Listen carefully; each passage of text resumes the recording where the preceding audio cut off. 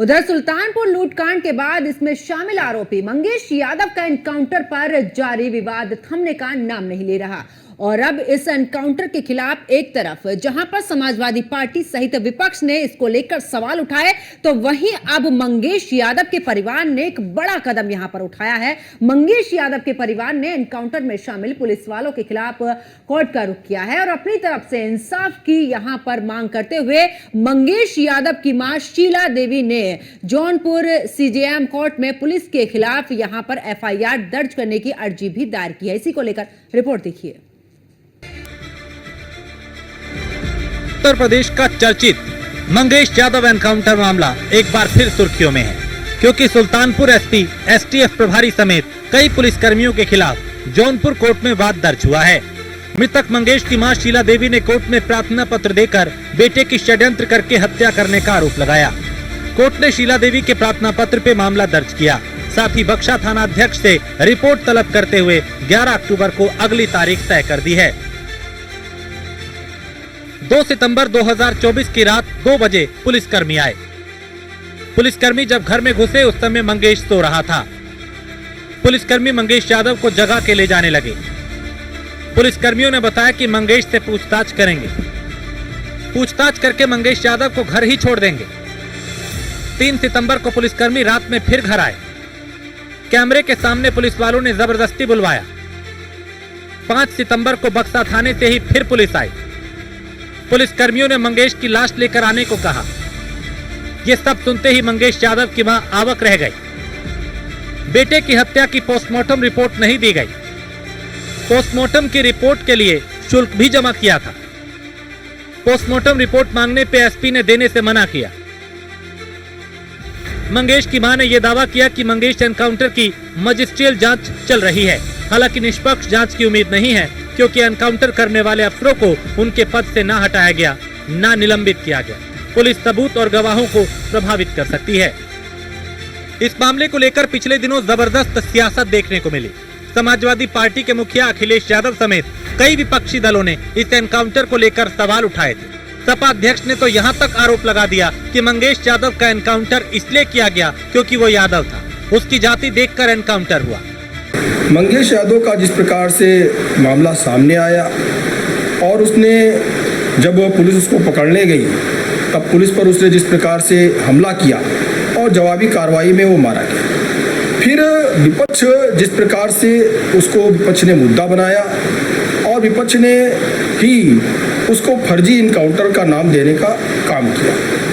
लेकिन बिल्कुल ये स्पष्ट है कि जो भी अपराधी हैं उनकी जगह जेल में है और लगभग 6000 से ज़्यादा दुर्दांत अपराधी भारतीय जनता पार्टी की सरकार आने के बाद जिनको समाजवादी पार्टी की सरकार रहते पुलिस खोज नहीं पा रही थी, वो 6000 से ज़्यादा लोग जेल में हैं। निश्चय ही उस परिवार के साथ अन्याय किया गया है, बिना किसी जांच के, बिना किसी विवेचना के और शिनाख्त के आधार पे पकड़ के उसको उठा के उसके घर से ले जाके उसको मुठभेड़ में एनकाउंटर दिखा दिया गया, जो दुर्भाग्यपूर्ण था।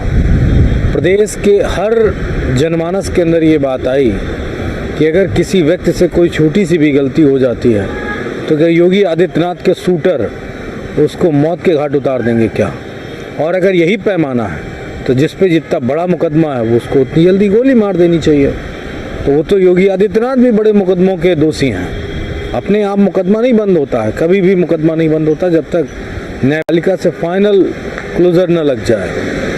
निश्चय ही न्यायपालिका मंगेश के परिवार की बातों को सुनेगी और समाजवादी पार्टी को और इस पूरे प्रदेश के लोगों को ये विश्वास है कि न्याय मिलेगा। एक हवाला देता हूँ मैं, सीतापुर में एनकाउंटर हुआ था अधिकारियों के ट्रांसफ़र और पैसे के लिए। 25 साल बाद उससे संबंधित अधिकारियों को जेल जाना पड़ा। तो देर है अंधेर नहीं है। आज की सरकार जरूर गलत कर रही है, लेकिन कोई न कोई सरकार ऐसी जरूर उत्तर प्रदेश में आएगी जिनके साथ गलत हुआ है उनको न्याय मिलेगा। कुलखान सिंह जी का जो आज का बयान है जो ट्विटर पर, मुझे लगता है हर पुलिस वाले को पढ़ना चाहिए और ये एक चेतावनी है सबके लिए।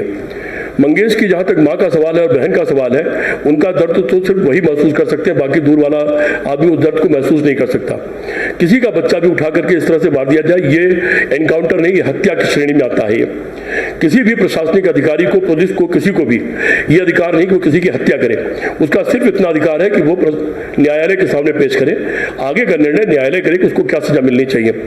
क्योंकि न्याय का पहला तकाजा यह है, चाहे 100 अभियुक्त छूट जाए लेकिन एक निरपराध को सजा नहीं होना चाहिए, न्याय का मूल तकाजा है। तो उसका पालन सभी को करना चाहिए, लेकिन दुर्भाग्य से इधर सरकारें ऐसी आ रही हैं कि उसका पालन नहीं कर रही हैं। हाँ, एनकाउंटर अगर स्वाभाविक तौर पर हो जाए, स्वाभाविक तौर पर आप पर किसी ने गोली चला दी तो निश्चित तौर पर आमने सामने फायरिंग में कोई ना कोई मरेगा, उसके ऊपर आप उसके लिए आप आरोपित नहीं किए जा सकते।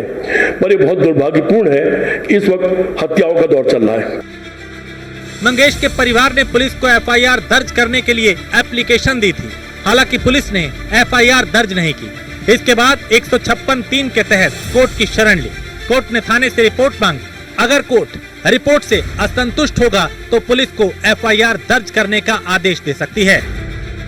इस तरह से 156(3) सीआरपीसी जो था हमारे, उसमें भी ये राइट देता है कि जाके आप जो है कोर्ट में एक पिटीशन मूव कर सकते हो मजिस्ट्रेट के आगे, जो ये कहता है कि आप इस पर्टिकुलर इंसान के अगेंस्ट मेरी एफआईआर दर्ज करी जाए, क्योंकि इनका नाम एफआईआर नहीं हो रही इनके अगेंस्ट और इस पे एफआईआर करी जाए।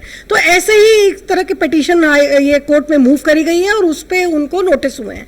तो अभी ये कहना बहुत ही शुरुआत में बहुत जल्दी होगा, ये कहना कि कोर्ट ये मानती है कि जो इनकाउंटर हुआ है वो गलत हुआ है और वो इनकाउंटर नहीं था, वो एक तरह से इंटेंटेड मर्डर था, ऐसा कहना अभी इस वक्त इस स्टेज में बहुत गलत है। क्योंकि मैं ये मानूंगी कोर्ट सारी गवाहों को मद्देनजर रखते हुए दोनों पक्षों को सुनने के बाद ही किसी नतीजे में पहुंचेगी। और मेरी इसमें पर्सनल अपनी राय यही है कि अगर हम इस तरह से हर किसी उस पर अगर हम विवाद उठाएंगे या किसी भी तरीके की पुलिस की किसी भी उसमें आप विवाद उठाओगे तो कहीं ना कहीं आप इस चीज को देख रहे हो कि फिर तो कोई भी आके उठाएगा, कहेगा मेरे को इतने साल से आपने जेल में बंद कर रखा है, कोई भी क्रिमिनल आके खड़ा हो जाएगा कि ये तो मेरा फंडामेंटल राइट ही नहीं है, मुझे अब आप बेल दो, मैं इतने सालों से उसमें बैठा हूं। तो कहीं ना कहीं हम ये कहना बहुत ही इस वक्त इस क्षण में कहना आसान नहीं है और गलत होगा कि अगर पुलिस ने इनकाउंटर किया तो वो इंटेंडेड मर्डर था। ये तो आगे चल के सारे पक्षों को सुनने के बाद ही कोर्ट डिसाइड करेगा कि ये इनकाउंटर ही था या इनकाउंटर नहीं था। सुल्तानपुर में ज्वेलरी शॉप में दिन दहाड़े डकैती में आरोपी मंगेश यादव का पुलिस ने 5 सितंबर को एनकाउंटर किया था। पुलिस का दावा है कि 1 लाख रुपए का इनामी मंगेश यादव अंधेरे का फायदा उठाकर भाग रहा था। एसटीएफ ने उसे घेरा तो वो फायरिंग करने लगा। पुलिस ने जवाबी फायरिंग में उसे मार गिराया। सुल्तानपुर में 29 अगस्त को सुबह करीब 10:30 बजे भरत सोनी अपने बेटे के साथ आए और शॉप खोली। इस बीच 2 कस्टमर आ गए। बेटा उनको जेवर दिखाने लगा। दोपहर करीब 12 बजे दुकान में भरत सोनी, उनका बेटा और 2 कस्टमर बैठे थे। तभी मुंह पर गमछा बांधे एक बदमाश अंदर आया। अंदर पहुंचते ही उसने भरत सोनी पे हथियार तान दिया। जब तक भरत सोनी कुछ समझ पाते, पीछे से दौड़ता हुआ एक और बदमाश आ गया। वो काले रंग का बैग लिए था। इसके बाद एक एक कर 3 बदमाश और अंदर आ गए। इस तरह पलक झपकते ही बदमाशों ने दुकान को कब्जे में ले लिया। अब तक क्या क्या हुआ? डकैती में पहली गिरफ्तारी 2 सितंबर की रात को हुई। सचिन सिंह, त्रिभुवन और पुष्पेंद्र सिंह को गिरफ्तार किया गया। मुठभेड़ के दौरान तीनों आरोपियों के पैर में गोली लगी। आरोपियों के पास से लूटी हुई 15 किलो चांदी बरामद हुई। 5 सितंबर की सुबह एसटीएफ ने मंगेश यादव का एनकाउंटर किया। मंगेश यादव के पास से 5 किलो चांदी बरामद की गई। 11 सितंबर को 1-1 लाख के इनामी 4 बदमाशों को पकड़ा। इनके नाम दुर्गेश सिंह, विनय शुक्ला, अरविंद यादव और विवेक सिंह है। चारों आरोपियों के पास से करीब 1.5 किलो सोना बरामद किया गया।